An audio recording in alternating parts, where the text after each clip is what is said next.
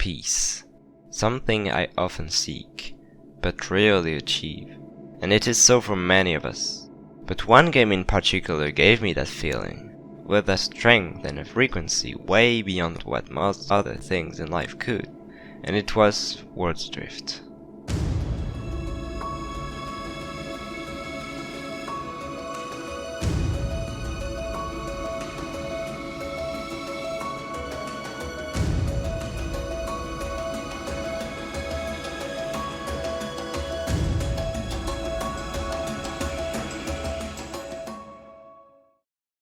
Through contemplation and calm moments, it brought feelings I'll never forget.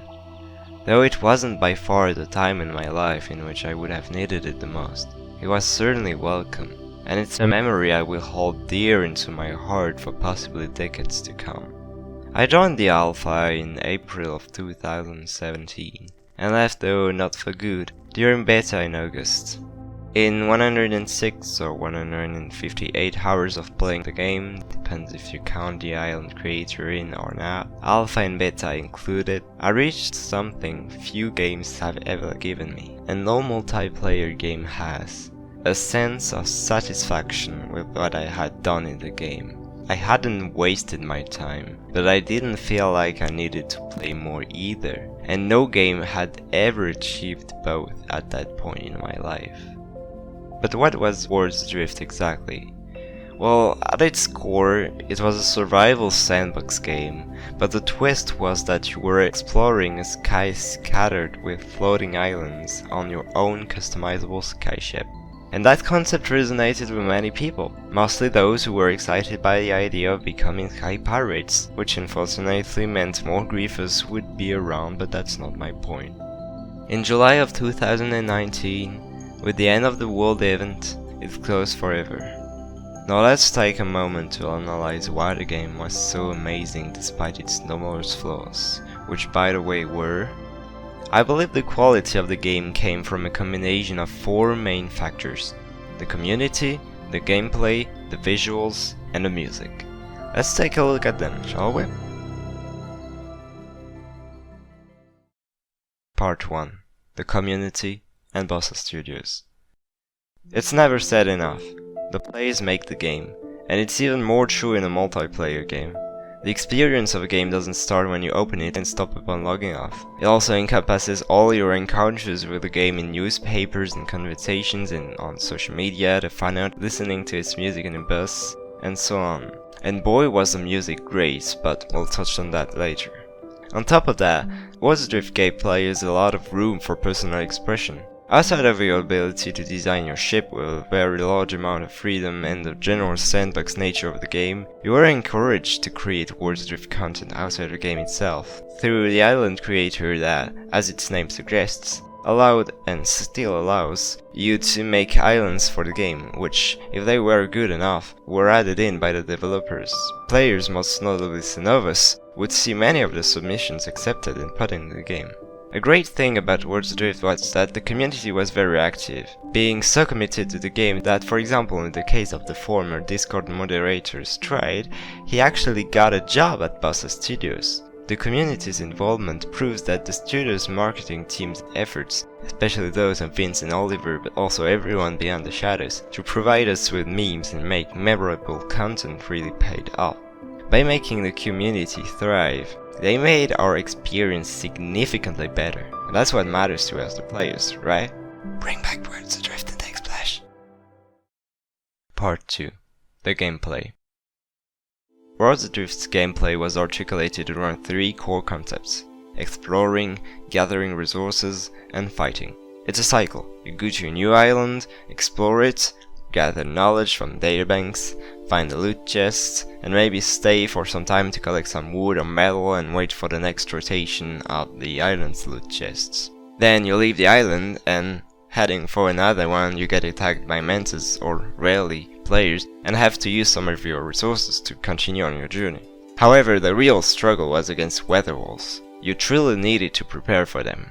Wind walls required you to use engines, therefore making sure you didn't leave the wilderness biome and encounter more difficult ones too early. Then you had storm walls that forced you to cross and share this quasi-roller coaster ride as a crew, along with encouraging clever material choices. Finally, sand walls required constant repairing, which, when crossing solo, was a real challenge. After crossing them, you reached new biomes with better loot, rewarding your efforts. The cycle of long, chill exploration and short and intense moments made you go through all emotions, from stress to nostalgia. In addition to that, gathering wood and mining were both interesting minigames, and you also had access right from the get-go, unlike the quite frankly amazing glider, to the grappling hook. This tool was so good as a toy that I would often find myself grappling for the sake of it. It added a dimension to player movement, quite literally, and felt really good to use when you mastered it. Except when trying to get back on your ship, despite being necessary, it wasn't great for that. I could also cover Atlas lifters, which were a lot of fun to use, bees and mantis who were interesting to have to play around, and many other small mechanics that gave the game some flavor. But I don't want to spend too much time on it, so I won't go into more detail. Part 3. The visuals. Graphics are usually what most people focus on first. After all, no pun intended, it's the first thing you see. As a first impression, it's what hooks you in before anything else. And even though people tend to overrate them, they are an essential element to the player experience. Worlds Adrift was no exception to this. The models, especially those making the islands and texturing, were solid and would already make good visuals on their own, but the real kicker was the lighting. I must say it was probably better than almost all Minecraft shaders, which are known to be beautiful.